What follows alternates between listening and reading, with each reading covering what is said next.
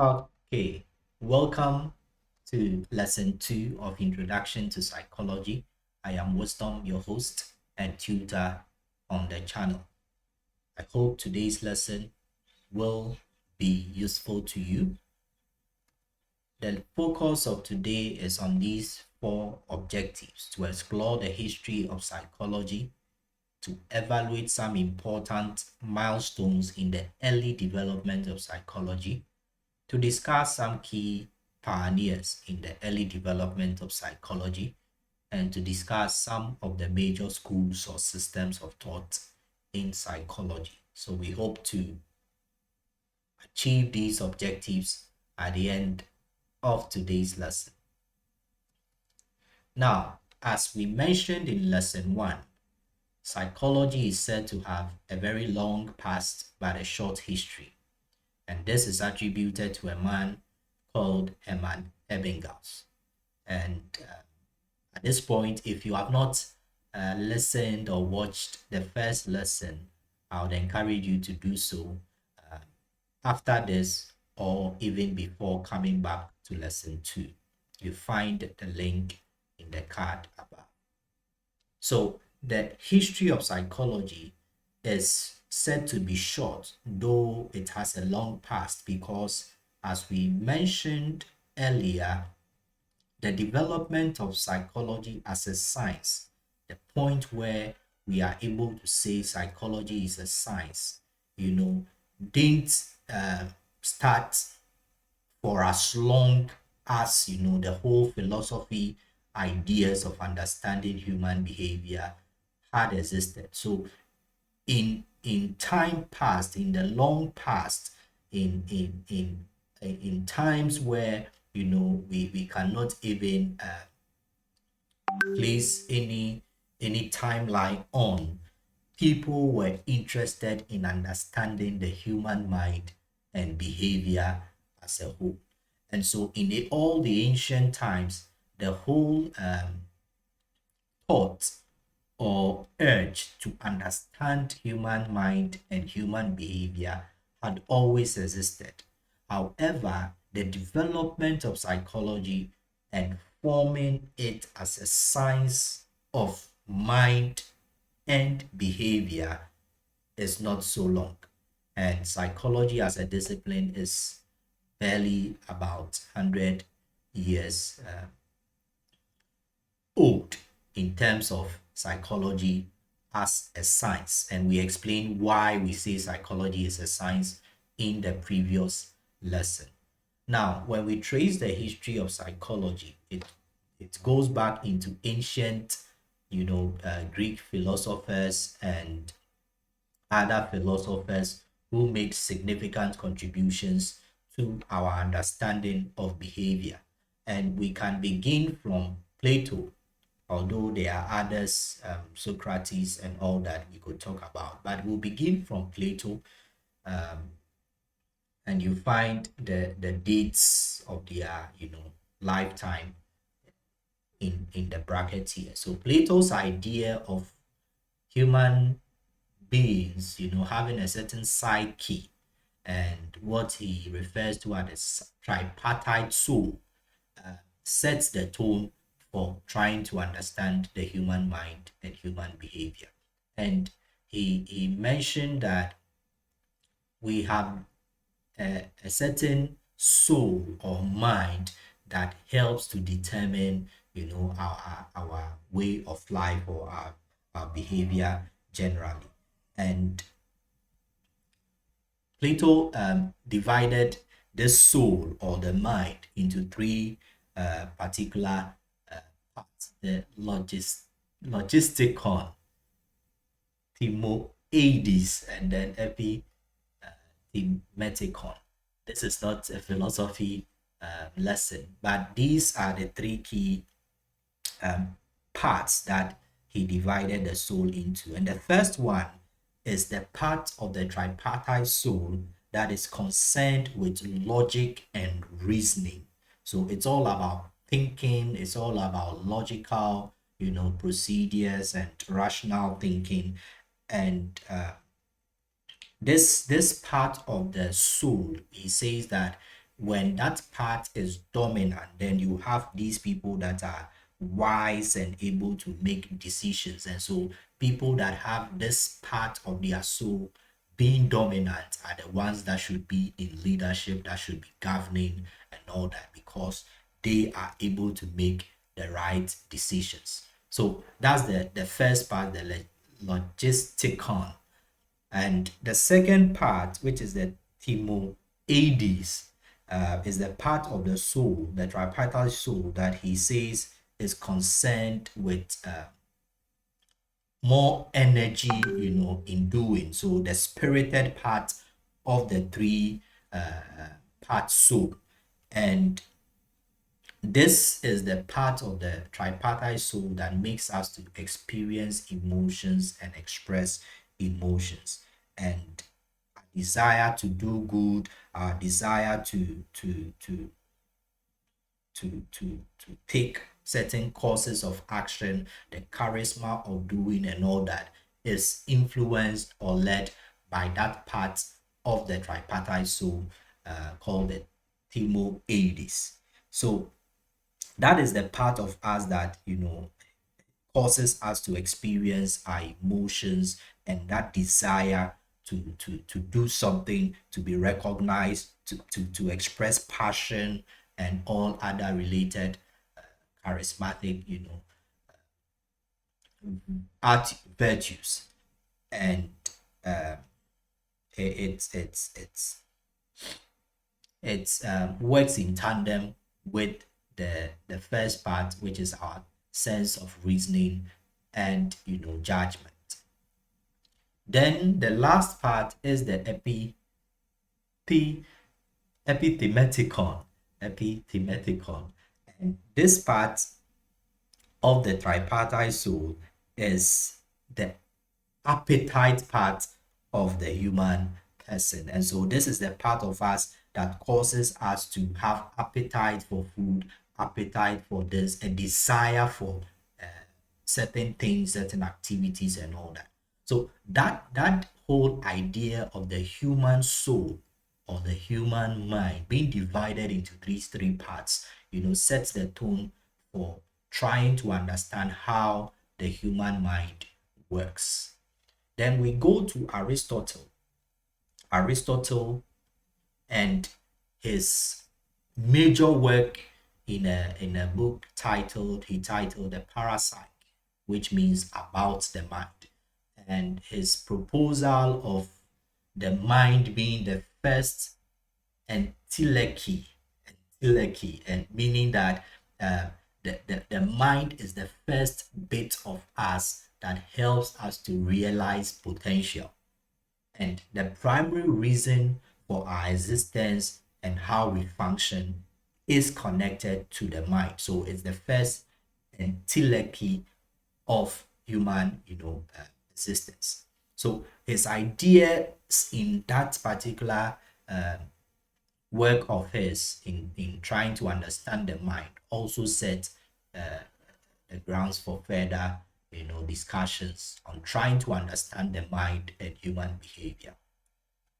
Then the next in the history of development, as we are moving from pre-science into more scientific ways, is Ren Descartes. And Descartes came up with this whole idea of rationalism. And if you go back to lesson one, in the methods of knowing or the ways of knowing, we talk about rationalism as one of the ways of knowing. And his perspective of rationalism that tells us that the only way we can get to know, the only way we can arrive at truth is through reasoning. So he brought in the dimension of reasoning as the only way that we can come to know the truth or come to acquire knowledge. And so he says that I think, therefore I am. So I exist because I think. And his idea of this rationalism is more tilted to a philosophical debate of whether we are born with knowledge and capacity to think, or we are born empty, what the next one of the next people John Locke calls the tabula rasa. So he was moving or tilting towards a priori knowledge. So we came or we were born with an existing ability to think and to reason. And he believed that this capacity to reason is the only vehicle through which we can arrive at the truth. And although all of these individuals and their perspectives, had their own criticisms, they had a significant effect on the drive towards understanding human behavior. Then the next in the development is a man called Francis Bacon, and his argument that the human mind is capable of perceiving greater order and equality in things than it really finds. So he felt that he, the human person in our experience, in our reasoning and all that, there is a certain capacity that we have to, for instance, ignore what does not fit into our expectations. So we have a way of filtering out what does not suit our beliefs and our values and all that. More of some selectivism in how we perceive, life and the order of things. And so he says that the human mind has this capability of perceiving greater order and equality in things that it really finds. So there's something beyond, something more than we really see. There's more to it than we really see. And the mind has that capacity to go beyond and make all those selective choices. And he's considered to be the father of empiricism, which is one of the methods of knowing or ways of knowing we discussed in lesson 1, because he brought in the dimension of finding knowledge and understanding behavior and how the mind operates only from the things that we can experience. So through our senses, the sense of sight, the sense of touch, and all that. So whatever we would call behavior or knowledge should be based on what can be experienced through our senses. And that, led to the whole bit of empiricism. And as we mentioned in the lesson 1, that is a main component of the scientific method as well, where in gathering evidence to support a particular understanding of behavior, we are being empirical in our approach. So evidence that can be measured, that we can observe, that we can experience, rather than just mental debates that go into what the earlier philosophers were probably trying to do, focusing on the mind rather than what can be experienced through our senses. Then came John Locke and his idea that the mind at birth is a tabula rasa.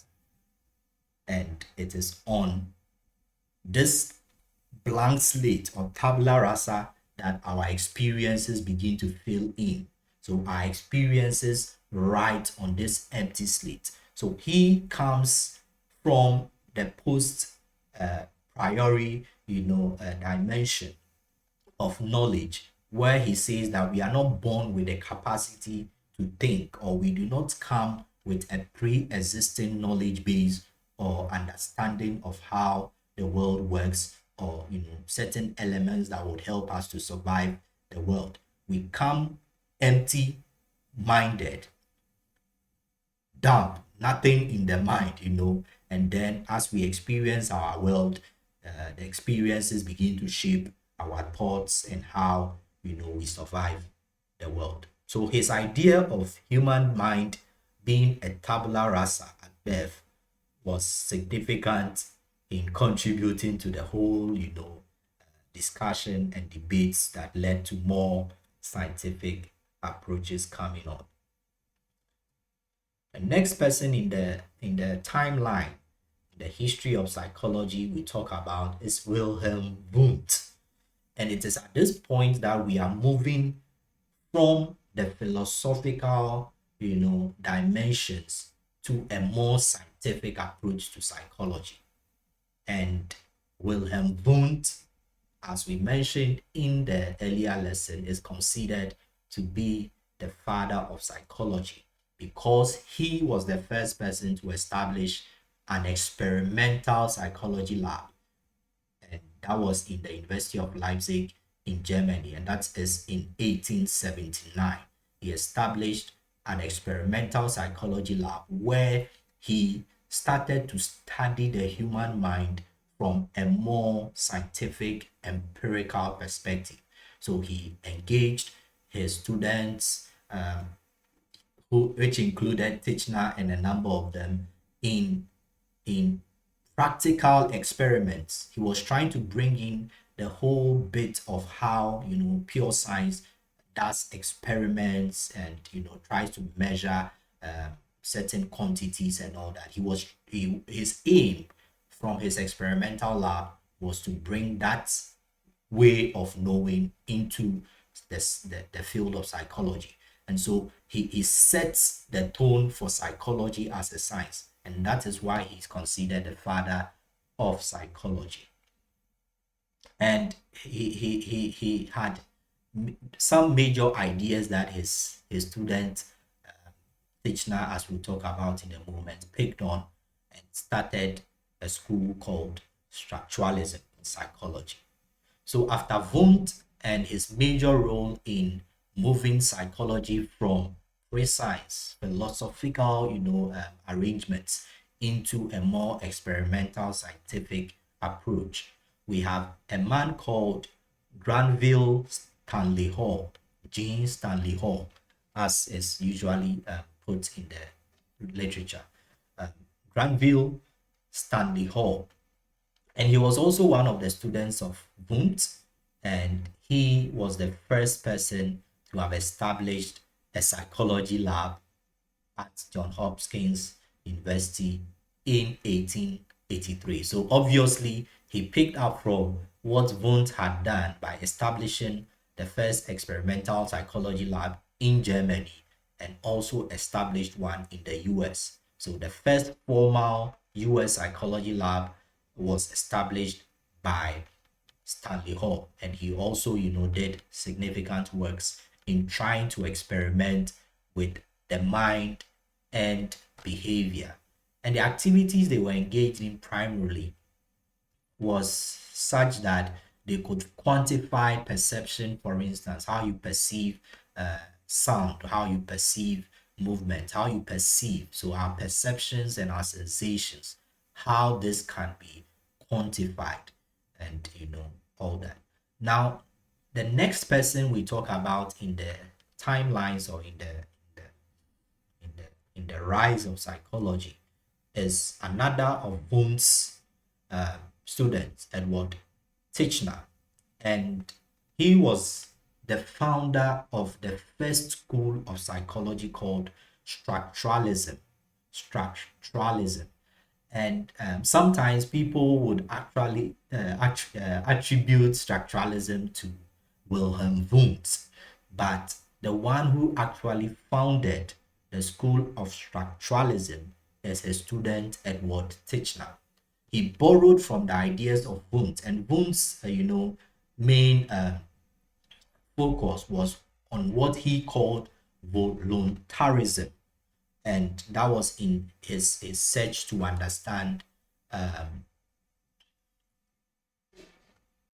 okay sorry so Wundt's idea of voluntarism, and that is because of the work he was doing. His experimental works with his students was trying to put the mind and how we perceive our perception into structures, so to speak, where we can arrange our perception and how the mind works,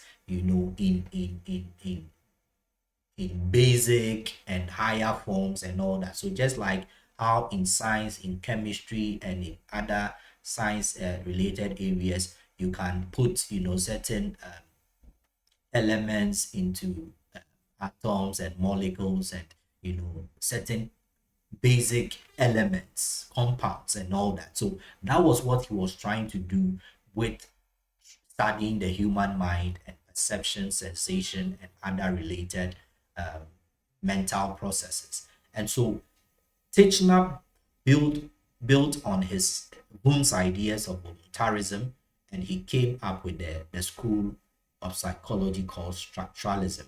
And he also used the concept or the process of introspection, which was Wundt's major method, um, and empathy, what he calls empathy, to come up with his structuralist, perspective. And the whole of idea of structuralism associated with Titchener, Wundt, and others is to try and put the mental processes that we engage in into basic structures. And we'll talk about it when we get to the schools of psychology. So Edward Titchener was also very influential in building up on the ideas of Wundt and championing the course of psychology as a more empirical scientific, discipline. Then the next person we talk about is William James, and he's often described as the father of American psychology. And that is because he was a key figure in the second school of psychology, which is functionalism. And he propagated a lot of his concepts of pragmatism. Pragmatism is about more about practicality and application of whatever concepts there are, putting it into a practical use. So he was against Wundt and Titchener's ideas of structuralism and trying to understand the mind in terms of structures. And he felt that the focus should be on understanding how we use the mind in engaging in our various, everyday functioning. So his development of the school of functionalism was another milestone that was key in the development of psychology. And the next person we talk about is Sigmund Freud. So we are just running through the history of psychology in terms of the early pioneers and how we can see the milestones of moving from pre-science to a more scientific discipline. So the next person we talk about is Sigmund Freud. And Freud is one of the popular figures in psychology because probably, many people hear of him more, and that could also relate to his somewhat interesting ideas. He was the father of psychoanalysis, which is one of the main schools of thought in psychology. And his psychoanalytic perspective is psychosexual stages of development and how he uses that to explain personality. Some of his ideas, so his focus was on how the unconscious mind has an effect on human personality and behavior.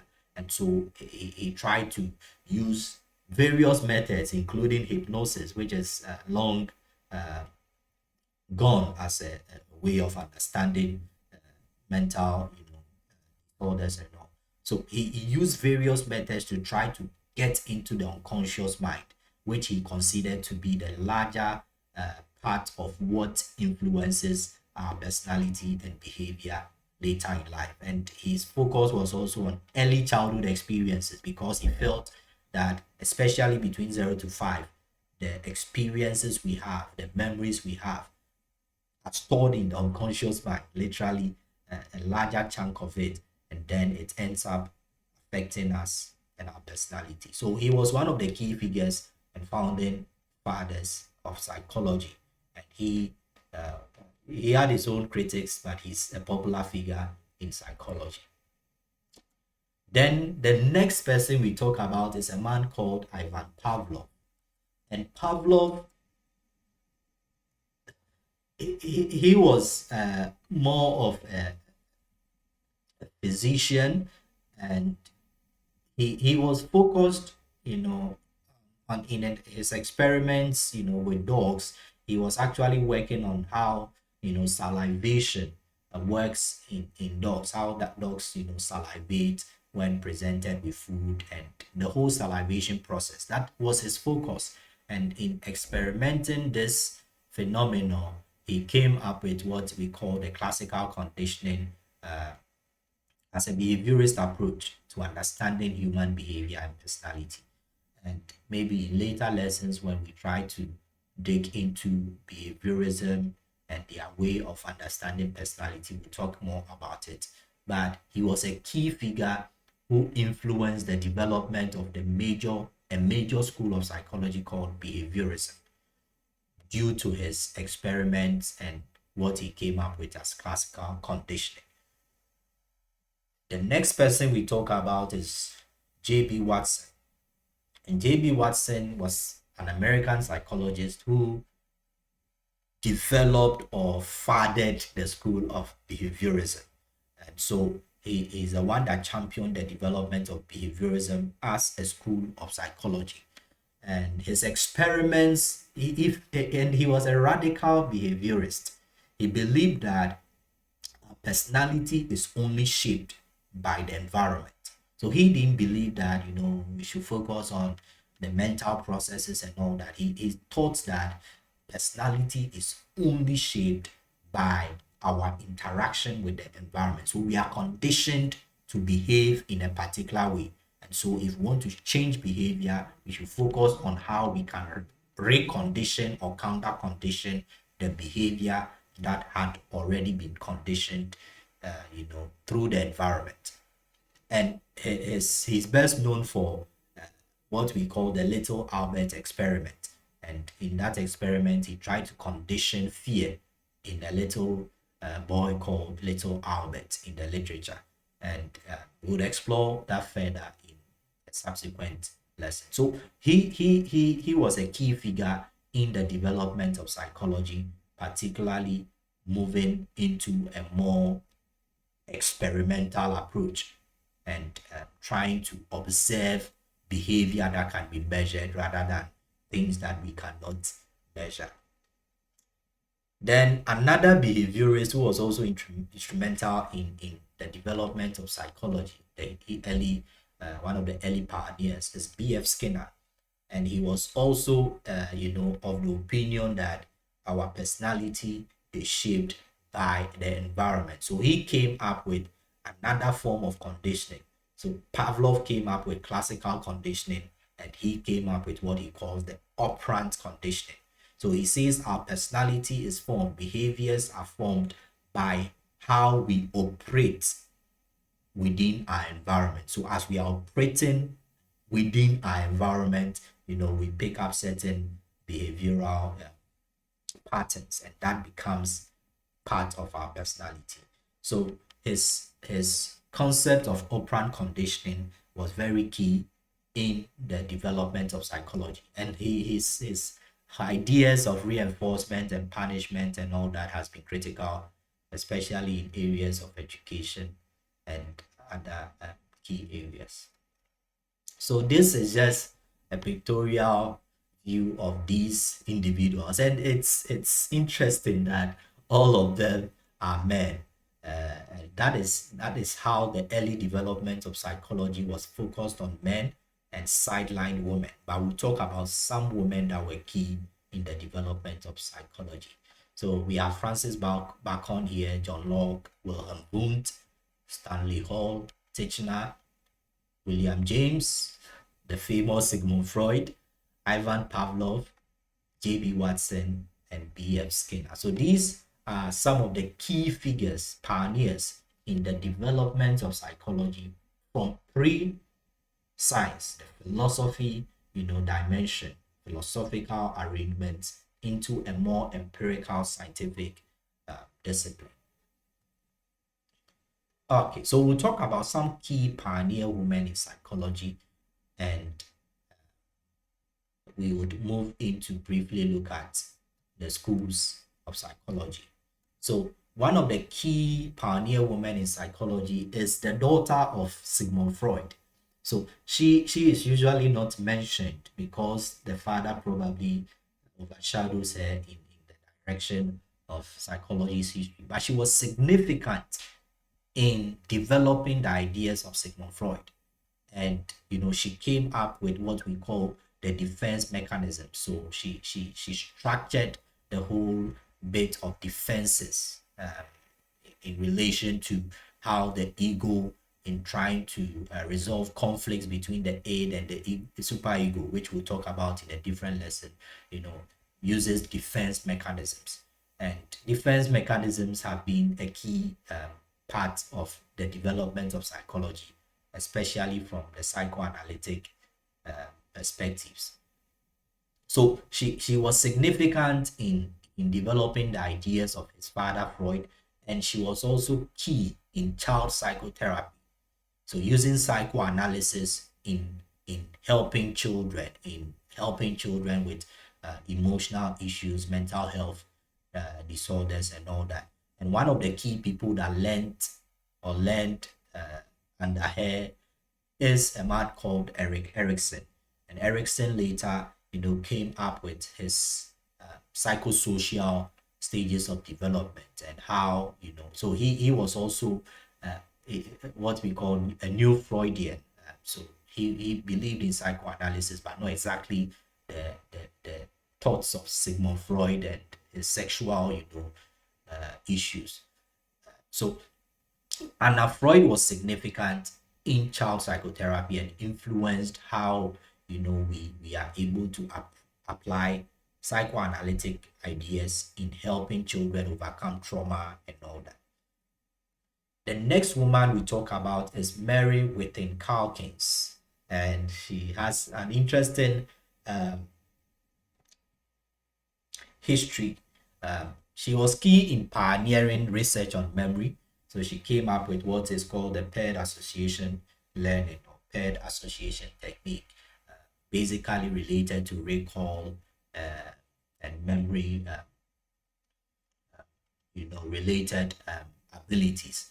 And she was the first female president of the American Psychological Association. And I say she has an interesting history because although she had learned and the right to a doctorate degree from Harvard, she was not awarded the the PhD because she was a female. And as I mentioned, the early development of psychology was technically averse to women, and so women were were were, were their contributions were not highlighted, and they were really frustrated in their quest to be significant in the field of psychology. But um, people like Mary within Calkins, were able to overcome the barriers of the male-dominated early beginnings, and played significant roles in the development of psychology as a science-based field. The next person we talk about is Karen Honey, and she was a rigid new Freudian, and she rejected, Freud's ideas of sexuality. Freud had many sex-driven ideas, the penis envy, the electoral complex, and all those things that he talked about in the psychosexual stages of development. And Karen Honey was particularly not happy with how he had, some uncomfortable concepts on women, like the penis envy. So she came up with another, a counter, concept of the womb envy, where she also sees that that men, because they lack the ability to conceive, try to compensate for that inability through this whole womb envy. Because Freud was also talking about women, you know, and a bit of envy for the fact that they lack uh, don't have a penis, so to speak. So Karen Horney was significant in research that was associated with feminine psychology. So she championed feminine psychology, and she was one of the key advocates. And she also made key contributions to self-psychology and how we can psychology that is focused on the self-assessment and all that. She championed that particular move. Another woman we talk about, who is one of my favorites, is Mary Ainsworth. Mary Ainsworth. And Mary Ainsworth worked with a key figure in attachment theory. So the father figure of attachment theory, a man called John Bowlby. And so she was a student of Bowlby, and she really played a key role in attachment, how attachment is formed in childhood, how children form attachments, whether secure attachment or insecure attachment. Hopefully in a future lesson we'll do something on the attachment theory. And she came up with what she calls the strange situation experiment, or the strange situation assessment. And this experiment helps us to be able to identify if a child is securely attached to their primary caregiver, who is mostly the mother, or they have formed insecure attachment, and what kind of insecure attachment they have formed. So she was very significant in attachment related psychology, and I admire her as one of the women who led psychology in its early beginnings. Another woman we have is Melanie Klein. She was a psychoanalyst who was also key in child psychotherapy, just like Freud was interested in child psychotherapy. And she came up with what is largely used when it comes to child and adolescent counseling, or child counseling, play therapy. And play therapy involves activities that are playful, that make children get engaged at the emotional level. So you are using drama, you are using storytelling, you are using drawing, you are using songs and all that as part of the techniques in counseling or providing psychological service to children. So she was particularly key in the development of play therapy techniques that helped with child psychotherapy. And the last woman we'll talk about amongst the many is Margaret Floyd Washburn.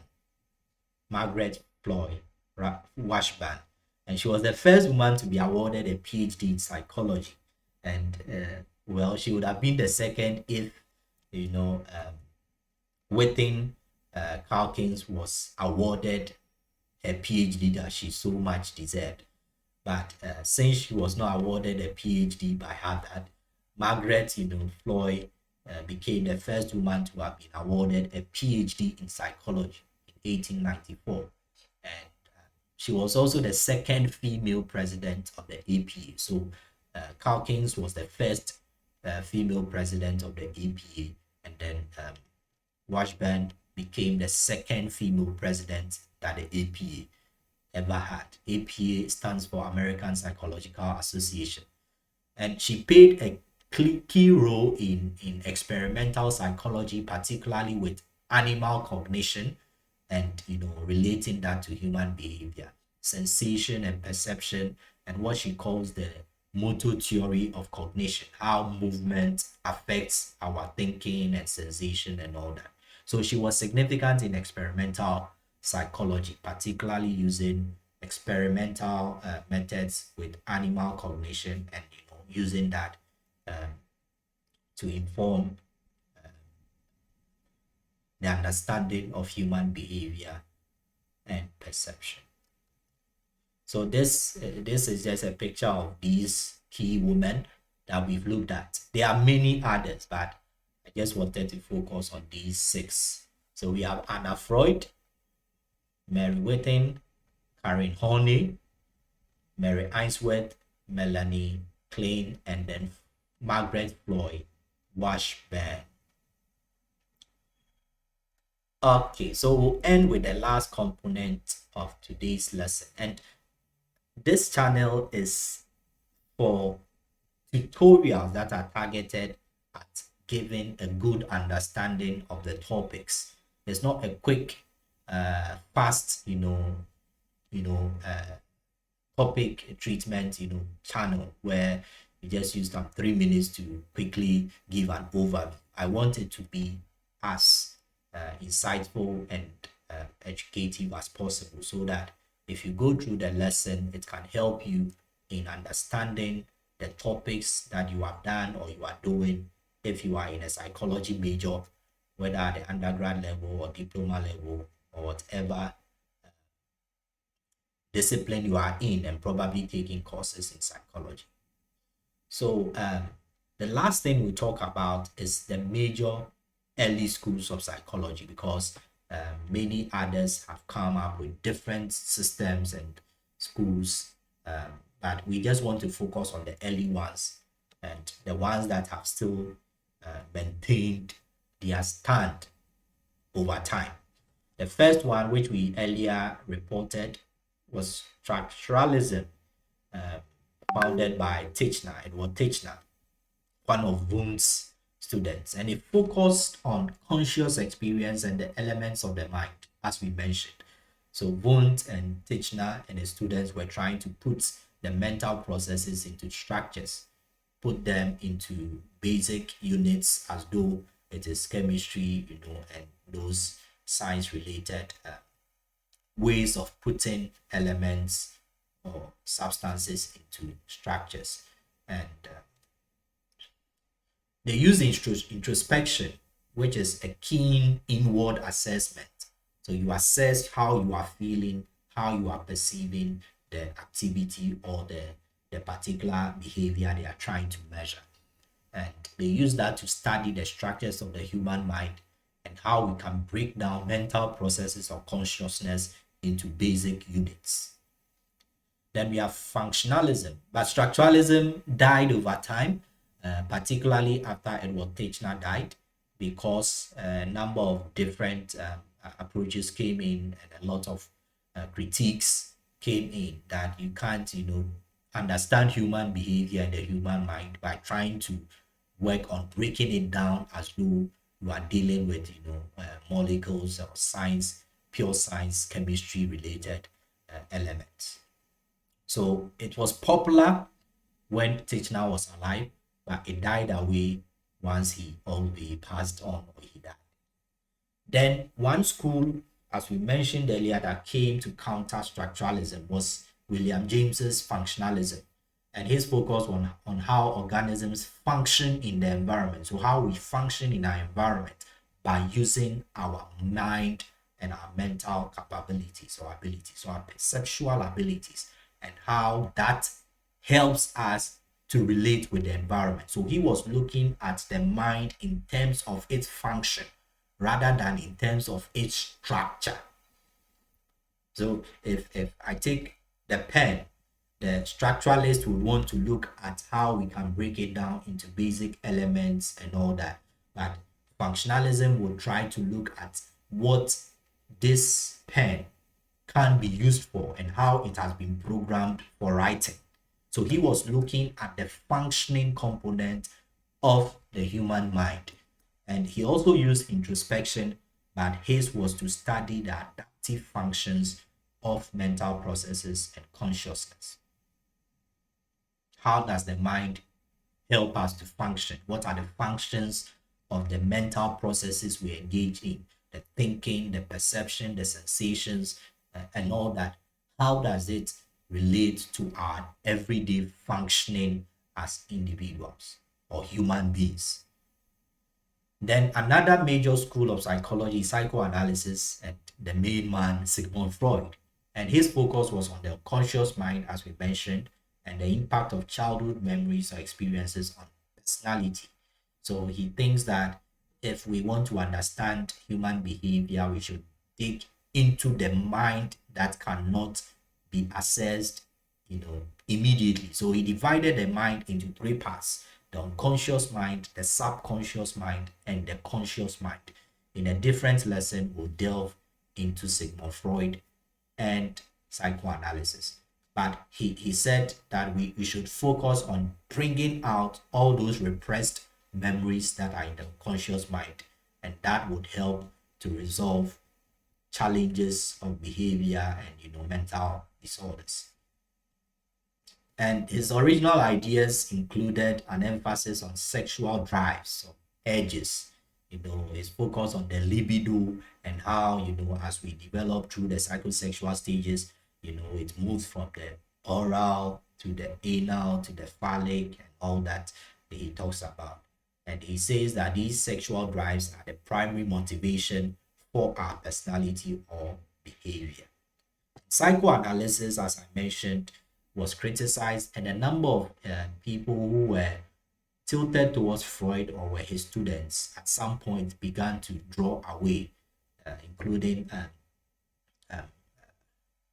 Honey, as we mentioned earlier, someone like Eric Erickson, who was also a psychoanalytic psychologist, psychoanalytic in perspective, also moved away from those major original ideas of the sexual bit, because they felt that Freud didn't take into account the social dimension, for instance, and other conscious bits of behavior.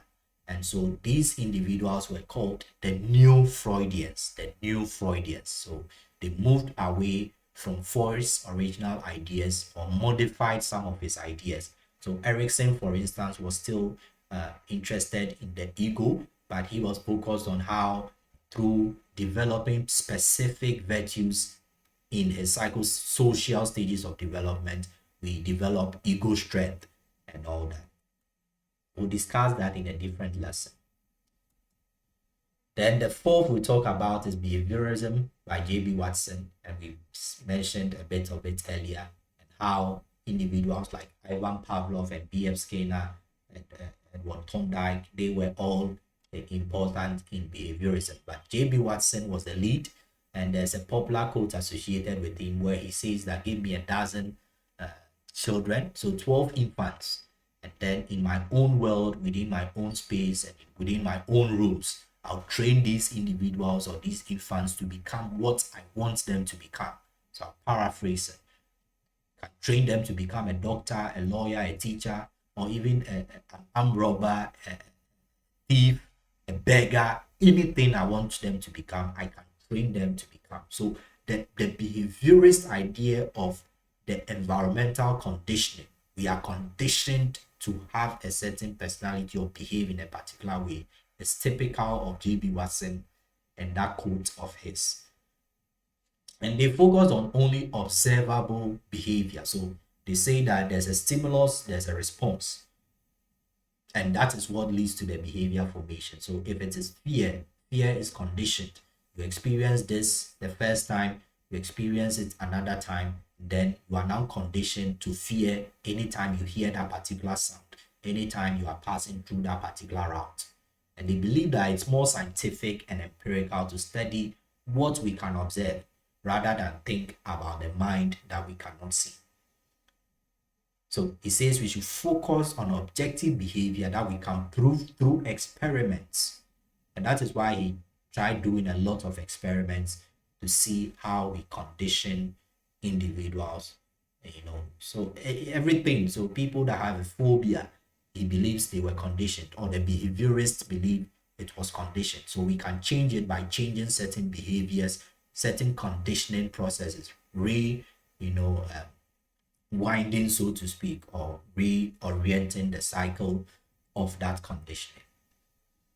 The final school of thought, the major school of thought that we talk about, is Gestalt psychology.